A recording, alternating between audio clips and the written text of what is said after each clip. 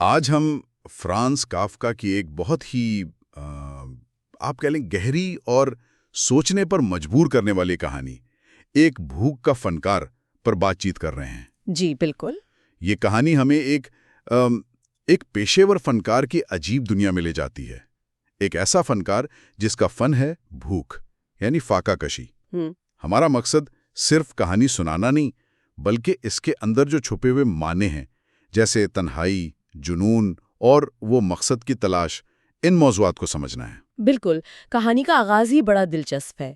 ایک وقت تھا جب اس بھوک کے فنکار کا بڑا چرچا تھا۔ اچھا؟ جی، لوگ پیشہ ورانہ فاقہ کشی میں گہری دلچسپی لیتے تھے، مطلب پورا شہر اس کے گرد جمع ہو جاتا تھا۔ کمال ہے۔ اور جیسے جیسے فاقے کے دن بڑھتے تھے نا، لوگوں کا جوش و خروش بھی بڑھتا جاتا۔ اچھا؟ لوگ باقاعدہ ٹکٹ خرید کر سے روز دیکھنے آتے، اور خاص طور پر جو آخری دن ہوتے تھے، تب تو زیادہ رش ہوتا ہوگا۔ بہت زیادہ۔ پنجرے کے سامنے صبح سے شام تک بیٹھے رہتے تھے، رات کو بھی وہ مشالیں روشن کر کے دیکھتے تھے۔ اور یہ منظر خاص کر بچوں کے لیے تو یقیناً ایک عجوبہ ہوتا ہوگا۔ ہاں، ان کے لیے تو حیرت کی بات تھی۔ وہ اسے دیکھتے تھے، زرد رنگت، وہ کالی سی ٹائٹس پہنے ہوئے، پسلیاں بالکل باہر نکلی ہوئیں۔ بھوسے کے ڈھیر پر بیٹھا ہوا، کرسی بھی نہیں۔ جی ہاں، کرسی تک نہیں۔ تو بڑوں کے لیے تو شاید یہ ایک وقتی فیشن تھا یا مذاق، مگر بچوں کی آنکھوں میں ایک عجیب سی حیرت ہوتی تھی۔ لیکن کیا یہ واقعی فن کی قدردانی تھی یا صرف ایک تماشا دیکھنے کا شوق؟ یہ بہت اہم سوال ہے، اور اس کا اندازہ شاید نگرانی کے نظام سے بھی ہوتا ہے۔ نگرانی؟ کیسی نگرانی؟ عوام کی طرف سے مستقل نگران مقرر کیے جاتے تھے، اور اکثر قصاب ہوتے تھے۔ قصاب؟ یہ تو عجیب بات ہے۔ نا؟ ان کا کام یہ دیکھنا تھا کہ فنکار کہیں چھپ کر کچھ کھا نہ لے۔ اچھا۔ حالانکہ کہانی ہمیں بتاتی ہے کہ فنکار اپنے پیشے کی عزت کی خاطر کبھی ایسا سوچ بھی نہیں سکتا تھا، چاہے زبردستی بھی کھلانے کی کوشش کی جائے۔ تو یہ نگرانی صرف عوام کو مطمئن کرنے کے لیے تھی، فنکار پر اعتماد کم تھا؟ یہ عوام کو تسلی دینے کا ایک طریقہ زیادہ تھا، فنکار پر بھروسے کا اظہار کم۔ اور فنکار کا ان نگرانوں کے ساتھ رویہ کیسا تھا؟ تعلق کیسا تھا؟ وہ بھی بڑا پیچیدہ تھا۔ اسے ان نگرانوں سے سخت چڑ تھی جو لاپرواہی برتتے، مثلاً؟ جیسے کونے میں بیٹھ کر تاش کھیلنے لگے۔ اسے لگتا تھا کہ وہ جان بوجھ کر اسے موقع دے رہے ہیں کہ وہ کچھ کھا لے، جس سے اس کے فن کی توہین ہوتی تھی۔ بالکل۔ وہ اپنی کمزوری کے باوجود کبھی کبھی گانا گاتا تھا، انہیں یہ دکھانے کے لیے کہ ان کے شک بے بنیاد ہیں۔ لیکن وہ کیا سمجھتے تھے؟ وہ اسے بھی اس کی چالاکی سمجھتے تھے۔ اوہ! دوسری طرف اسے وہ نگران پسند تھے جو بالکل قریب بیٹھتے اس پر تیز روشنی ڈالتے۔ اچھا، کیوں؟ وہ ان کے ساتھ جاگنے، باتیں کرنے، اپنی خانہ بدوش زندگی کے قصے سنانے کو تیار رہتا۔ صرف یہ ثابت کرنے کے لیے کہ اس کے پاس کھانے کو کچھ نہیں۔ جی، اور یہ کہ وہ ایسا فاقہ کر رہا ہے جو وہ لوگ کبھی نہیں کر سکتے۔ اس میں ایک طرح کی ضد تھی، اپنے فن پر فخر تھا۔ کی سمجھ اور فنکار کی حقیقت کے بیچ کا فرق دکھاتا ہے۔ بالکل۔ لیکن اتنی توجہ اور اپنے فن پر بظاہر اتنا فخر، اس کے باوجود کہانی کہتی ہے کہ وہ اندر سے کبھی مطمئن نہیں تھا۔ یہ نکتہ بہت دلچسپ ہے۔ جی۔ کیا یہ بے اطمینانی صرف فاقے کی جسمانی کمزوری تھی یا کچھ اور گہرا تھا؟ میرے خیال میں تو یہ بہت گہری تھی۔ وہ خود کہتا ہے کہ فاقہ کرنا دنیا کا سب سے آسان کام ہے۔ آسان کام؟ جی، اور وہ یہ بات چھپاتا بھی نہیں، لیکن لوگ یقین نہیں کرتے۔ وہ کیا سمجھتے ہیں؟ یا تو اسے اس کی انکساری سمجھتے ہیں، یا پھر دھوکہ بازی، کہ شاید اس نے بھوکا رہنے کا کوئی آسان خفیہ طریقہ ڈھونڈ لیا ہے۔ تو یہ مستقل غلط فہمی۔ جی، یہ مستقل غلط فہمی، یہ احساس کہ کوئی اس کی حقیقت کو، اس کے تجربے کی سچائی کو سمجھ ہی نہیں رہا، یہ اس کے اندر ایک دائمی بے چینی پیدا کرتا تھا۔ وہ اپنے فاقے کا واحد گواہ تھا، لیکن خود مطمئن نہیں تھا۔ بالکل۔ اور یہ بے اطمینانی اس وقت اور بھی بڑھ جاتی ہے جب اس کا امپریسیاریو یعنی منتظم، منتظم، وہ فاقے کی حد 40 دن مقرر کر دیتا ہے۔ 40 دن ہی کیوں؟ کوئی فنی وجہ تھی؟ نہیں، یہ خالصتاً تجارتی فیصلہ تھا۔ امپریسیاریو کا تجربہ تھا کہ 40 دن تک عوام کی دلچسپی کو اشتہارات وغیرہ سے بڑھایا جا سکتا ہے۔ اچھا۔ اس کے بعد لوگ اکتا جاتے ہیں، دلچسپی کم ہونے لگتی تھی۔ تو 40ویں دن ایک بڑا شو ہوتا تھا؟ جی ہاں، ایک جشن کی طرح۔ پنجرا پھولوں سے سجتا، فوجی بینڈ بجتا، 2 ڈاکٹر آتے معائنہ کرنے، اور پھر 2 نوجوان لڑکیاں آ کر فنکار کو سہارا دے کر ایک میز تک لے جاتی جہاں اس کے لیے خاص کھانا رکھا ہوتا تھا۔ پورا تماشا تھا، فن کی تکمیل نہیں۔ بالکل۔ اور فنکار کا رد عمل کیا ہوتا تھا اس پر؟ وہ ہمیشہ ضد کرتا تھا۔ وہ کہتا تھا بھائی 40 دن کیوں، میں تو ابھی اپنے عروج پر ہوں، میں مزید فاقہ کر سکتا ہوں۔ ہاں، میں تاریخ کے سارے ریکارڈ توڑ سکتا ہوں۔ اسے لوگوں کی بے صبری پر، اس بات پر کہ وہ اسے روک رہے ہیں، شدید غصہ آتا تھا۔ وہ کمزوری سے بھوسے پہ بیٹھا ہے اور اسے اٹھ کے کھانا کھانا ہے۔ جس کے خیال سے ہی اسے متلی آتی تھی۔ یہاں ہمیں صاف نظر آتا ہے فنکار کی اپنی لگن اور دنیا کی سطحی توقعات کے درمیان کا تصادم۔ بالکل۔ اور پھر امپریساریوں کا کردار، وہ کیا کرتا تھا؟ وہ آتا تھا اور بغیر کچھ کہے، کیونکہ بینڈ کا شور اتنا ہوتا تھا، ہاں، بولنا تو ممکن نہیں ہوگا، وہ فنکار کو ایسے اٹھاتا تھا جیسے کوئی مقدس نمونہ ہو، احتیاط سے اس کی نازک حالت کا مظاہرہ کرتے ہوئے، اور پھر ان لڑکیوں کے حوالے کر دیتا تھا۔ جی، کامتی ہوئی لڑکیوں کے حوالے کر دیتا تھا۔ کہانی میں یہ بھی ہے کہ وہ خفیہ طور پر اسے ہلکا سا جھٹکا بھی دیتا، تاکہ وہ اور کمزور لگے۔ جی، تاکہ اس کی ٹانگیں لڑکھڑائیں اور کمزوری زیادہ نمایاں ہوں۔ فنکار بالکل بے بس ہو جاتا، سر جھک جاتا، اور امپریساریو عوام کا دھیان بھٹانے کے لیے باتیں کرتا رہتا۔ بالکل، اور اس کے منہ میں چند لقمے ڈالتا۔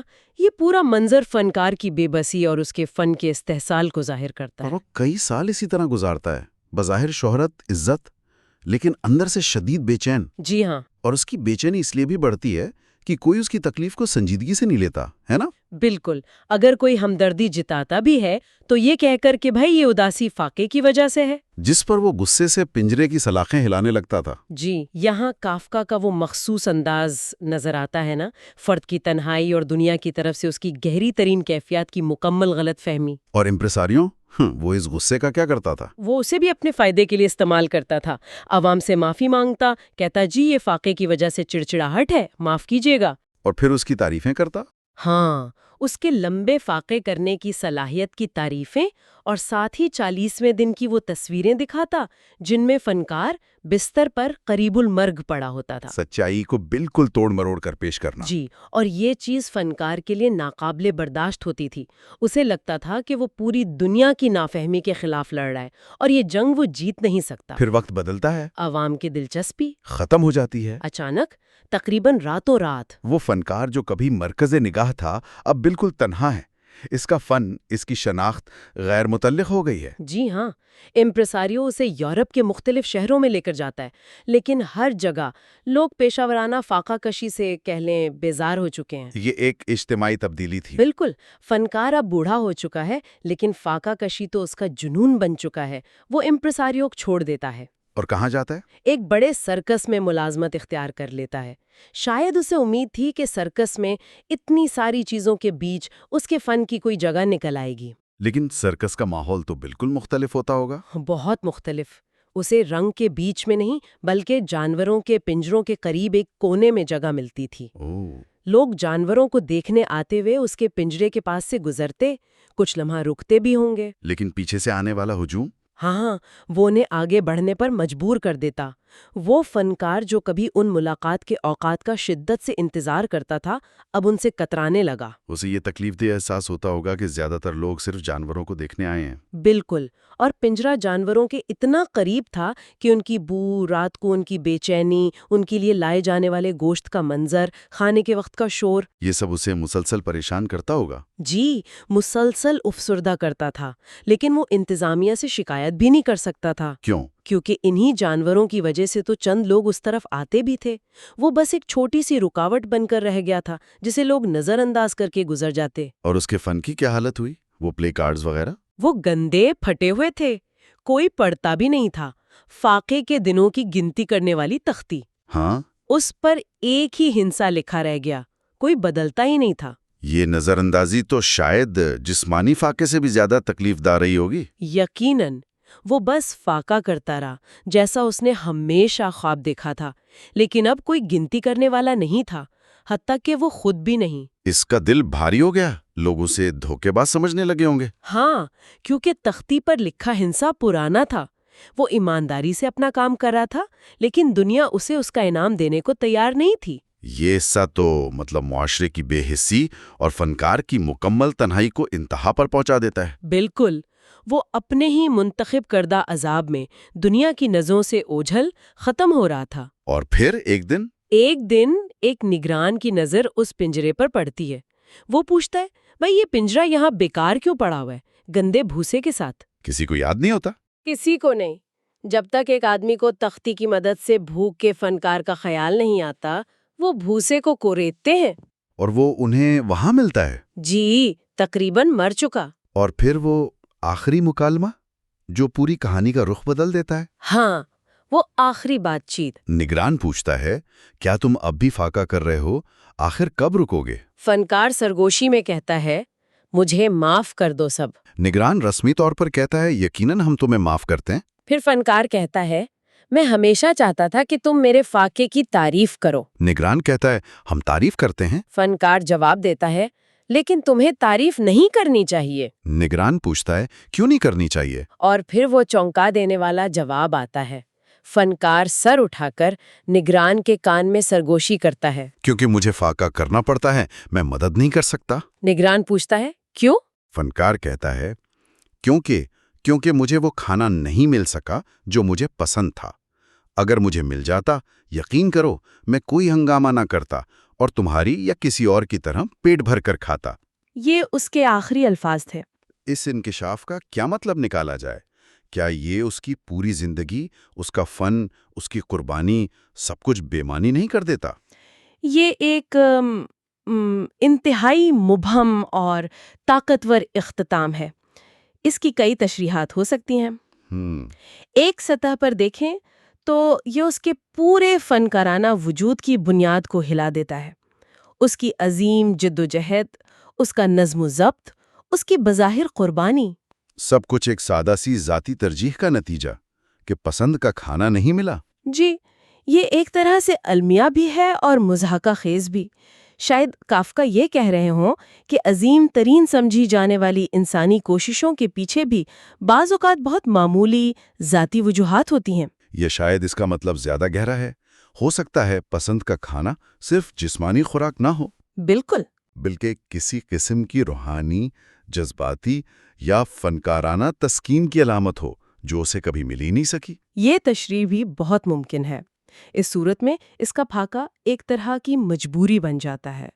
دنیا اسے وہ خوراک نہیں دے سکی جس کی اسے تلاش تھی، اس لیے اس نے بھوکا رہنا ہی منتخب کیا، یا کہہ لیں وہ اس پر مجبور ہو گیا۔ اور اس کے مرنے کے فوراً بعد جو ہوتا ہے وہ بھی بڑا معنی خیز ہے۔ جی، اسے بھوسے سمیت دفن کر دیا جاتا ہے اور اس کے پنجرے میں ایک جوان چیتا یعنی پینتھر ڈال دیا جاتا ہے۔ وہ چیتا جو توانائی اور زندگی سے بھرپور ہے۔ بالکل، اپنی جبلت کے مطابق جی رہا ہے۔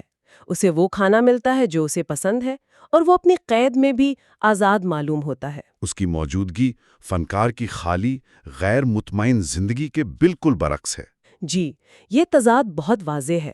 چیتا زندگی کی حیوانی قوت، جبلت اور شاید ایک طرح کی بے فکری کا نمائندگی کرتا ہے۔ لوگ اس کی طرف کھچے چلے آتے ہیں، اس کی توانائی سے مسحور ہوتے ہیں۔ جبکہ بھوک کا فنکار اپنی پیچیدہ اندرونی جدوجہد میں الجھا رہا، جسے نہ دنیا سمجھ سکی اور شاید آخر میں وہ خود بھی پوری طرح نہیں سمجھ پایا۔ چیتا ایک سادہ، غیر پیچیدہ وجود کی علامت ہے جو اپنی بنیادی ضروریات پوری ہونے پر مطمئن ہے۔ اس کے برعکس فنکار انسانی وجود کی پیچیدگی، نہ ختم ہونے والی تلاش اور شاید معنی کی تلاش میں ناکامی کی علامت بن جاتا ہے۔ بالکل، کافکا ہمیں یہ فیصلہ کرنے کے لیے چھوڑ دیتے ہیں کہ ان دونوں میں سے کون زیادہ سچا ہے یا بہتر ہے۔ تو آخر میں یہ سوال باقی رہتا ہے جو ہمیں سوچنے پر مجبور کرتا ہے۔ جب کسی کی زندگی بھر کی لگن، جسے دنیا نے کبھی فن سمجھا، کبھی دھوکا، دراصل ایک بنیادی ذاتی کمی یا عدم اطمینان کا نتیجہ نکلے، تو اس سے اس کی زندگی اور اس کے فن کے بارے میں ہماری سمجھ کیسے بدلتی ہے؟ یہ ہمیں انسانی محرکات کی پیچیدگی اور دوسروں کو سمجھنے میں ہماری اپنی ناکامی پر غور کرنے کی دعوت دیتا ہے۔